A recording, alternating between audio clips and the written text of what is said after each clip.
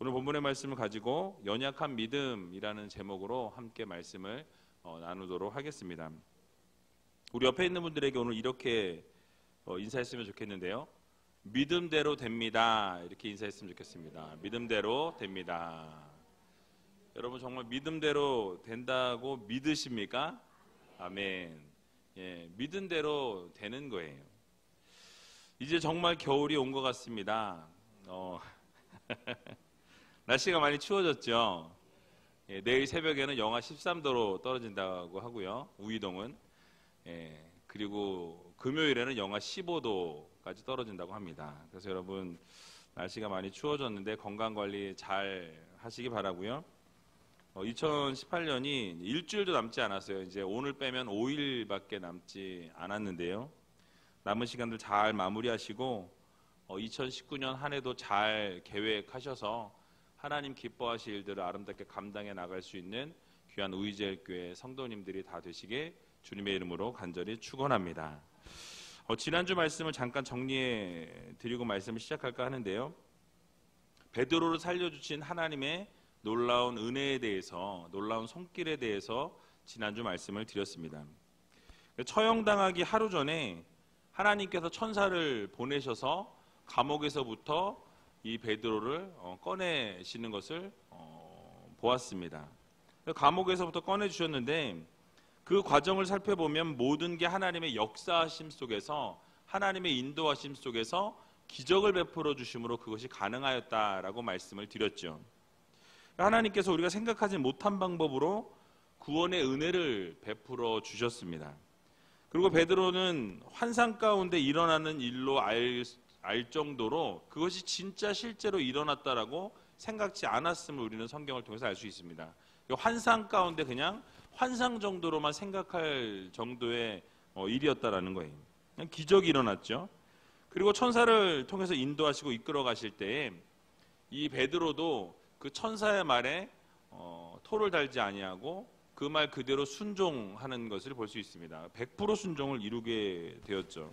절대적으로 순종하는 모습을 통해서 결국 하나님의 일하심을 보게 됩니다.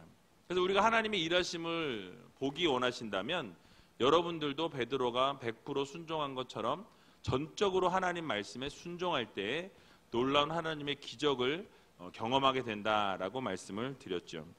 그리고 하나님께서 일하실 때 결국 깨닫는 자로 살아야 한다라는 말씀을 드리면서 말씀을 마무리했습니다. 고개를 끄덕끄덕 거리시는 거 보니까 그래도 생각이 조금 나시나 봐요. 그죠? 예, 감사합니다. 자, 오늘은 이제 베드로가 정신을 차렸습니다. 환상인 줄 알았는데 정신을 딱 차려보니까 뭐예요? 실제로 일어난 일이라는 것을 그가 깨닫게 되었어요. 야, 이게 환상이 아니었구나. 이게 정말로 나에게 일어난 일이구나. 하나님이 천사를 통해서 나를 구원해 주셨구나 라는 것을 베드로가 깨닫게 되었습니다. 그리고 깨닫게 되자마자 그는 동역자들을 먼저 떠올렸어요.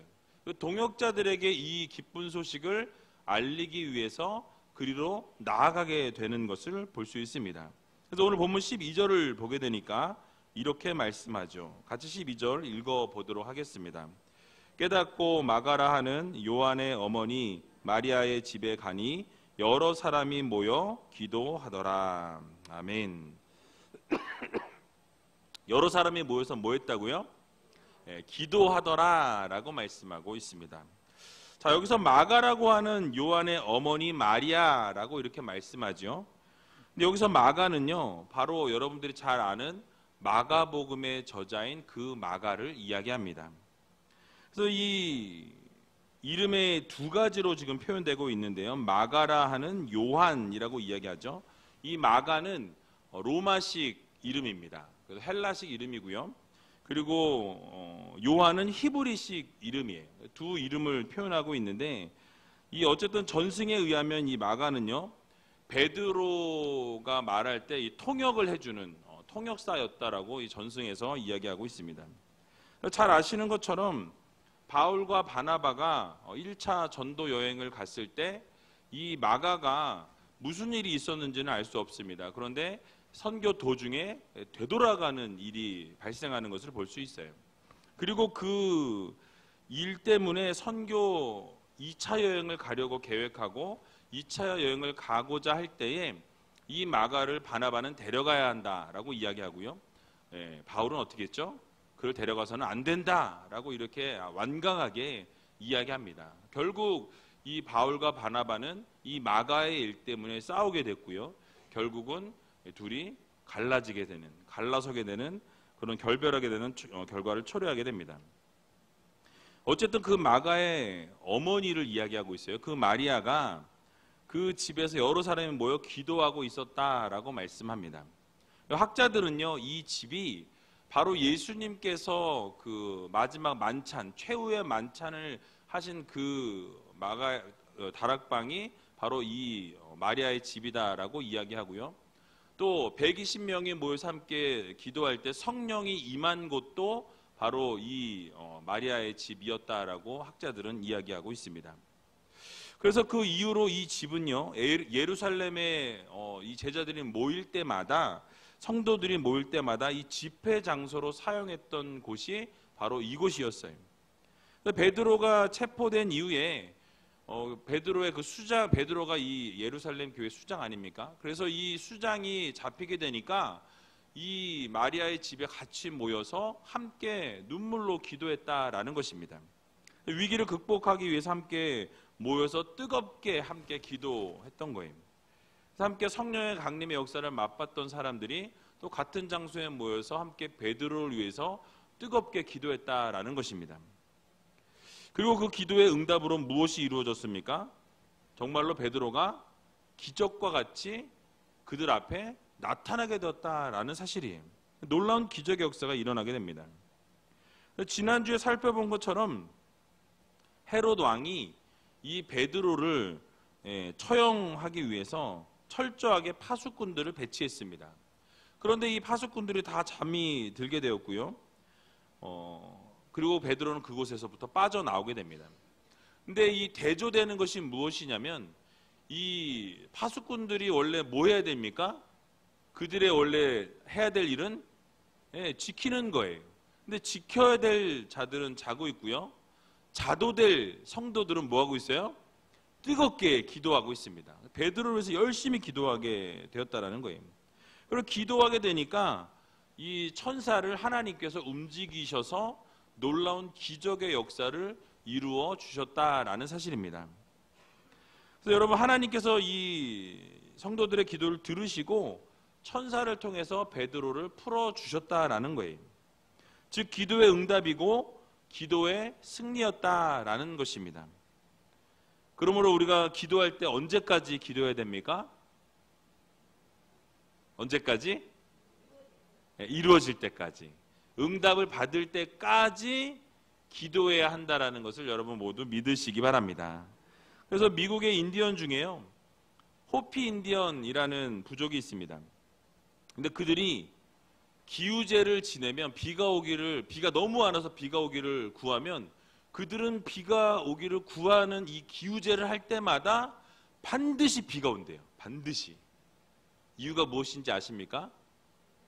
비가 올 때까지 기우제를 한대요. 비가 오지 않으면 그 비가 올 때까지 기우제를 해서 결국은 비가 오는 것을 보고야 그 기우제를 끝낸다라는 거예요. 여러분, 이와 마찬가지로 우리들의 삶 속에서도 기도가 끊임없이 이루어져야 합니다. 언제까지?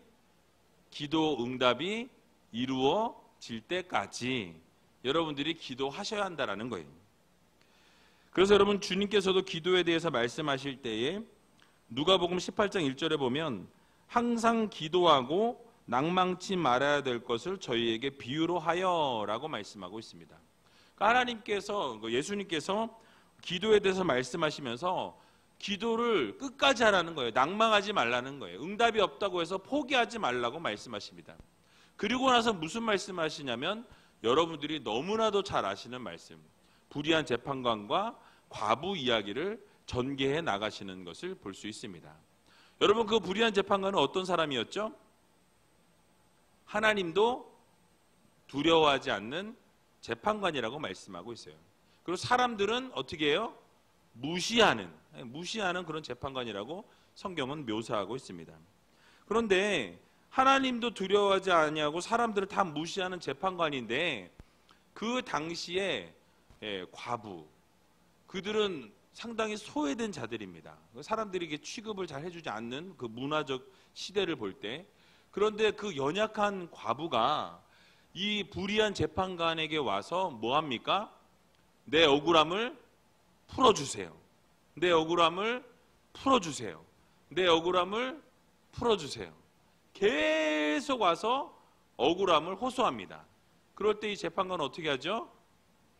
야, 이 과부가 계속 그냥 두면은 어떻게 해요? 나를 번거롭게 할까봐, 번거롭게 하니 어떻게 해요? 내가 저의 소원을 풀어줘야 되겠다 라고 하면서 그 억울함을 풀어주는 것을 보게 됩니다. 그러면서 뭐라고 얘기합니까? 예수님께서 하물며 하나님께서 밤낮으로 부르짖는 택함 받은 자들의 기도를 듣지 않으시겠냐라고 말씀하고 있는 것을 볼 수 있습니다. 무슨 얘기예요? 하나님이 사랑하는 성도들의 기도를 어떻게 하신다? 반드시 들어 응답하여 주신다라는 말씀인 것입니다. 그래서 여러분, 우리가 항상 기도하면서 낙심하지 않고 끊임없이 기도해야 한다라는 사실이에요. 그러면 반드시 응답해 주신다라는 사실을 여러분 모두 믿으시기 바랍니다. 여러분들이 기도하는 제목에 소원들이 있으시면 여러분 기우제를 하는 그 인디안들처럼 그 기도가 이루어질 때까지, 응답받을 때까지 어떻게 해라? 기도하라는 거예요. 끝까지 기도하라는 거예요. 부르짖으라는 거예요. 과부가 이 불의한 재판관에게 찾아와서 계속 귀찮게 하고 힘들게 한 것처럼 여러분들이 하나님을 어떻게 해라? 귀찮게 하라는 거예요. 귀찮게. 하나님이 귀찮아서라도 들어주시도록. 그래서 하나님이 계속 얘기하니까 알았어 내가 해줄게 할 정도로 여러분들이 하나님 앞에 기도하면 하나님이 반드시 응답해 주신다는 사실을 여러분 모두 기억하시기 바랍니다. 그래서 그렇게 기도할 때에 하나님께서 여러분들의 그 기도를 들으시고 하나님께서 응답하여 주시고 갚아주신다는 이 사실을 여러분 믿으시고 날마다 기도함으로 나아갈 수 있는 저와 여러분들이 다 되시기를 주님의 이름으로 간절히 축원을 드립니다. 이제 이렇게 수많은 성도들이 함께 베드로 사도를 위해서 기도하게 될 때 베드로가 이제 실제로 그 집 앞에 도착했다라는 것을 오늘 본문은 말씀합니다. 그리고 문을 막 두드리겠어요. 그러니까 문을 두드릴 때에 이 로데라고 하는 계집 아이가 여종이에요. 어린 여종이 나가게 됩니다. 그리고 나가게 되어서 보니까 목소리를 듣는데 누구 목소리예요? 베드로의 목소리를 듣게 되었어요. 베드로의 음성인 줄 알고서 기뻐하면서 성도들에게 이 소식을 전하러 들어옵니다. 근데 실수한 게 있어요. 뭐예요? 문을 열어주고 들어갔으면 좋았을 텐데 너무너무 기쁜 나머지 뭐예요? 그 기쁜 소식을 빨리 가서 전해주기 위해서 문도 안 열어주고 바로 돌아가서 안에 들어가서 이야기하는 것을 볼 수 있습니다. 14절을 보니까 이렇게 말씀하는데 같이 한번 14절 읽어보도록 하겠습니다. 베드로의 음성인 줄 알고 기뻐하여 문을 미처 열지 못하고 달려 들어가 말하되 베드로가 대문 밖에 섰더라 하니. 아멘. 자, 어떤 상황입니까? 이 로데라는 이 계집 아이가 베드로의 음성만 듣고 너무 기쁜 거예요. 너무 기뻤어요. 뭐예요? 야, 정말 기도하니까 하나님이 응답하시는구나. 우리가 기도하고 간절히 하나님 앞에 매달리니까 하나님이 역사하시는구나. 이 로데라는 이 아이는요, 그 자신이 기도한 것에 대한 응답이라고 생각하고 너무너무 기뻤던 거예요. 그리고 베드로가 살아왔다라는 것만으로도 하나님이 정말 즉각적으로 응답하신 것으로 알고 너무나 기뻐서 안에 있는 기도하는 사람들에게, 성도들에게 이 사실을 알리기 위해 뛰어 들어갑니다. 그리고 문을 열어주지 못하고 뛰어 들어가서 베드로가 왔다고, 베드로가 대문 밖에 지금 와 있다고 막 이러면서 얼마나 기쁜 마음과 그 기쁜 소식을 얼마나 즐겁게 전했겠습니까? 소리를 질렀을 거예요. 그런데 함께 기도하고 있던 사람들의 반응은 어떻습니까? 뭐라 그래요? 이 여자애 보고 미쳤구나. 너 미쳤구나. 미쳤다고 이야기합니다. 15절을 같이 한번 읽어봤으면 좋겠는데 15절 시작. 저희가 말하되 내가 미쳤다 하나 계집 아이는 힘써 말하되 참말이라 하니 저희가 말하되 그러면 그의 천사라 하더라. 아멘. 자, 뭐예요? 지금 이 아이는 자기가 기도한 것에 대한 응답받고 자기는 너무너무 기뻤어요. 너무너무 즐거웠어요. 너무너무 행복했습니다. 그래서 이 사실을 알리기 위해서 기도하고 있는 성도들에게 막 가서 베드로가 왔다라고 소리쳤어요. 외쳤습니다. 전했습니다. 그런데 거기에 있던 어른들의 반응은요, 네가 미쳤구나, 네가 제정신이 아니구나 라고 이야기했다라는 거예요. 여러분, 분명히 그 자리에 앉아서 그들이 기도할 때 뭘 위해서 기도했겠습니까? 하나님, 베드로를 살려주시옵소서, 베드로를 구원해 주시옵소서. 베드로가 죽으면 우리 예루살렘 교회 어떻게 합니까? 복음 증거 어떻게 합니까? 하나님 그를 어떻게 해줘요? 살려달라고 아마 간절히 기도했을 거예요. 그런데 그렇게 간절히 부르짖는데 이 여자아이가 베드로가 왔다고 소리칠 때 미쳤다라고 하는 것은 그 저변에 무엇이 깔려 있는 겁니까? 그런 일이 일어날 리가 없다라는 거예요. 지금 성도들은 부르짖으며 하나님 살려주세요, 이 베드로 회복시켜주세요, 베드로 감옥에 갇혀있는 거 꺼내주세요, 열심히 생명을 걸고 기도했을 겁니다. 그런데 그 마음 저변엔 뭐예요? 근데 이번에는 글렀다 이거예요. 이번에는 틀렸다, 이번엔 절대 안 될 것이다, 이런 마음을 가지고 기도했던 거예요. 그러니까 무엇입니까? 그런 일을 들었을 때 미쳤다라는 반응을 보일 수밖에 없는 것입니다. 그러니까 분명히 감옥에 갇혀 있기 때문에 이번만큼은 기적이 일어날 수 없다라는 생각이 그들의 마음 가운데 꽉 차 있었다라는 거예요.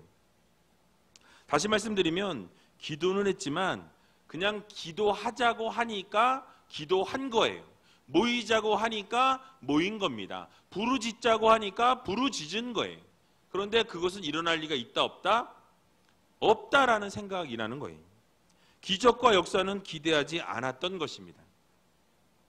그러나 그 계집 아이는요, 오히려 그런 반응에 대해서 힘써서 말했다라고 말씀하고 있습니다. 거짓이 아니라 이건 참말이에요, 이건 정말이에요, 진짜입니다, 진짜 베드로예요, 막 이렇게 외쳤다라는 거예요. 자신이 말한 이 베드로가 온 것이 맞다는 것을 굽히지 않고 확신 가운데 끝까지 그 자기 주장을 펼치는 것을 볼 수 있습니다. 그만큼 뭐예요? 자기가 들은 목소리가 늘 듣던 베드로의 목소리가 확실하기 때문이라는 거예요. 그래서 우리가 기도한 대로 하나님이 분명히 응답하셨다라는 거예요. 내가 지금 들었는데 분명히 하나님이 응답하셔서 베드로가 이 앞에 와 있습니다 라고 지금 소리 지르고 있다라는 거예요. 근데 그럼에도 불구하고 로데의 이야기를 들은 성도들의 반응은 어떠합니까? 야, 그러면 네가 미친 거 아니면, 야, 그러면 그 천사가 왔나 보다, 천사가 왔어, 이렇게 반응하고 있는 것을 볼 수 있습니다. 그 당시에 수많은 유대인들이요, 이 자기 자신을 지키는 수호 천사가 있다라고 믿었습니다. 각 사람 한 사람마다 그 사람을 지키는 수호 천사가 있는데 그 수호 천사는요, 그 모양과 그 음성까지도 똑같이 낼 수 있다라고 그들은 믿었어요. 그래서 로데의 그 믿음을 묵살해 버리는 거예요. 그리고 천사의 목소리라고 치부해 버리고 그 시간을 마무리해 버리려고 했습니다. 여러분, 이 모습을 바라보면서 무엇을 깨달을 수 있습니까?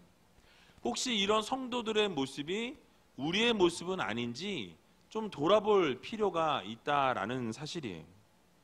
여러분, 기도는 하지만요, 기도가 응답될 것으로 믿고 기도하는 것이 아니라 그냥 기도해야 하니까 기도하는 것은 아닌지 여러분 자신을 한번 돌아보시기 바랍니다.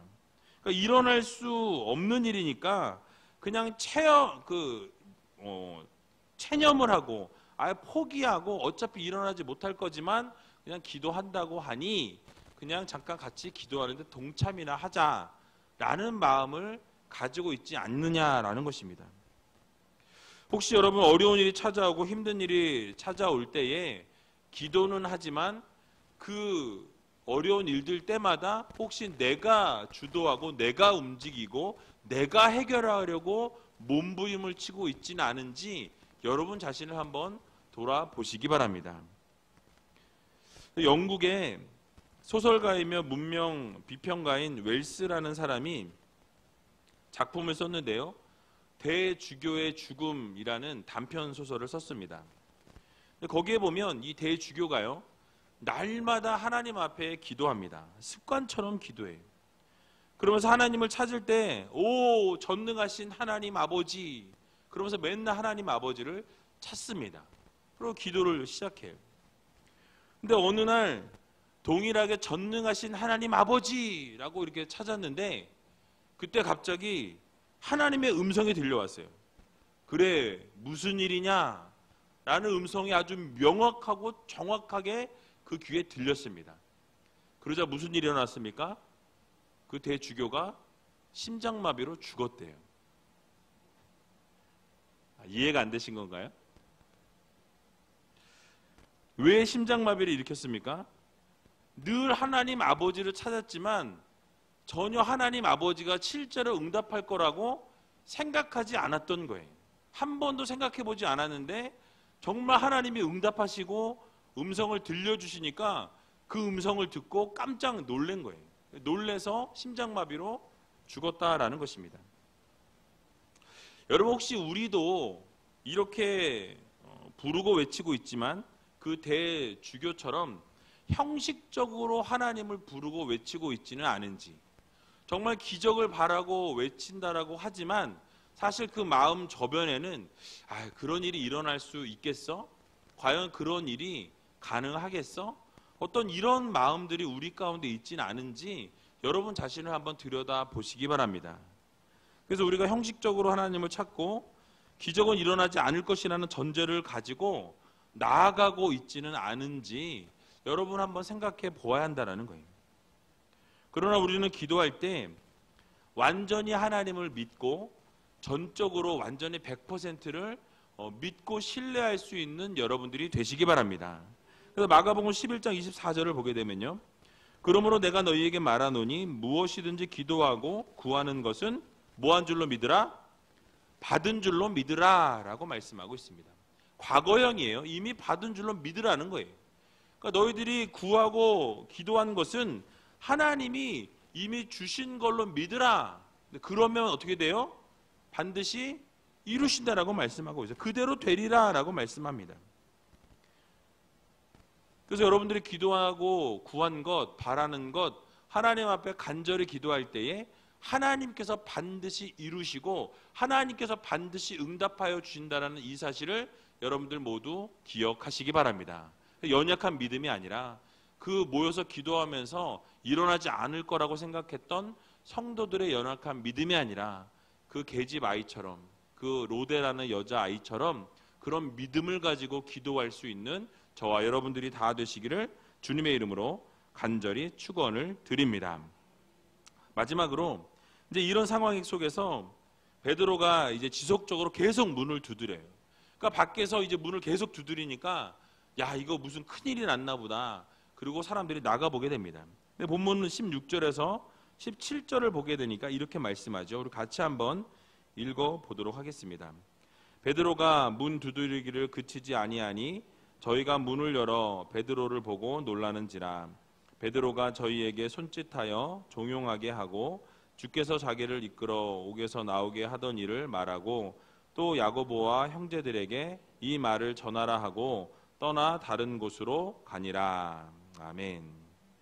자, 계속해서 베드로가 문을 두드리게 되니까 이제 로데와의 대화를 중단하고 문을 열게 됩니다. 문을 딱 열어보니까 누가 있어요? 진짜 베드로가 있는 거예요. 여러분 얼마나 놀랐겠습니까? 여태껏 네가 미쳤다 이야기하면서 야 그건 천사야 천사. 베드로가 올래 올 수가 없어 라고 얘기했는데 문을 여니까 누구예요? 베드로가 떡하니 서 있는 거예요. 그리고 베드로가 그들 앞에 나아갔을 때에 이제는 그들을 조용히 시키고 자신이 옥에서부터 일어났던 일들을 쭉 다 설명했다라고 성경은 말씀합니다. 그곳을 떠나게 되었다. 다른 곳으로 떠나갔다고 말씀하죠.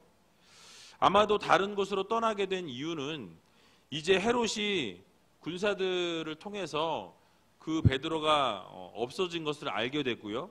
결국은 사람들을 풀어서 베드로를 찾게 될 것이고 결국 그러면 자신이 없어진 것 때문에 여기에 같이 기도하는 사람들에게 피해가 갈까봐 아마 빨리 설명해주고 피하지 않았을까 싶습니다.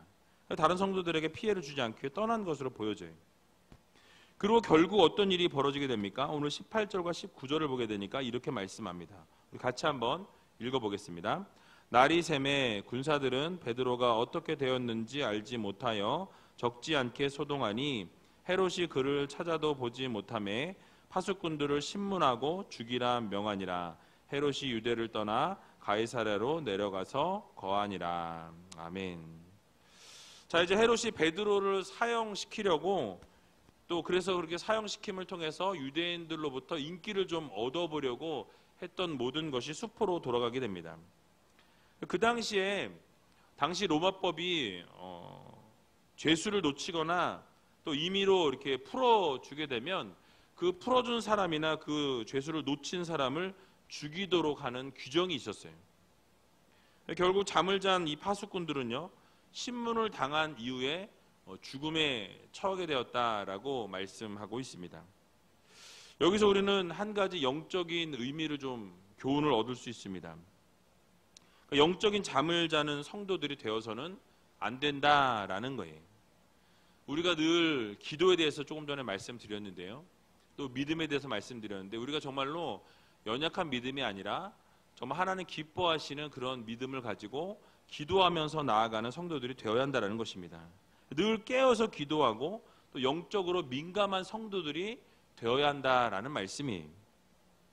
그래서 2018년이 며칠 남지 않은 이 상황에서 한 해를 마무리하면서 여러분 2019년에는 정말 영적인 각성을 좀 이루시고 또 그동안 시간들을 돌아볼 때 우리 영적으로 좀 깨어있지 못한 모습들이 우리 가운데 있다면 오늘 이 밤에 같이 눈물로 기도하면서 하나님 우리를 다시 한번 회복시키시고 우리의 기도를 회복시켜 주시고 정말 로데와 같은 믿음을 우리에게 주셔서 정말 영적으로 각성하고 영적으로 깨어지고 영적으로 회복되어서 하나님 기뻐하실 일들을 2019년에는 감당할 수 있는 믿음의 자녀들이 되게 해달라고 여러분 기도하시기 바랍니다.